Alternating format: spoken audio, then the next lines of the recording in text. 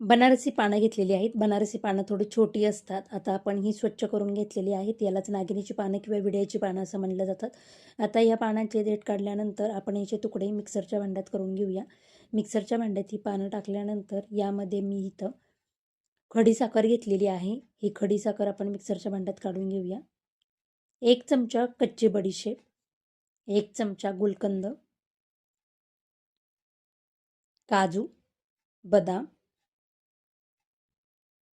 पाव चमचा विलायची पावडर, आईस्क्रीम घेतलेला आहे. आपण इथं आईस्क्रीम टाकून घेऊया आणि मिक्सरला हे वाटून घेणार आहोत. आता या ठिकाणी मी मिक्सरला एकदा फिरवल्यानंतर आपण ह्याच्यात दूध टाकून घेऊया आणि पुन्हा एकदा मिक्सरला फिरवून घेऊया.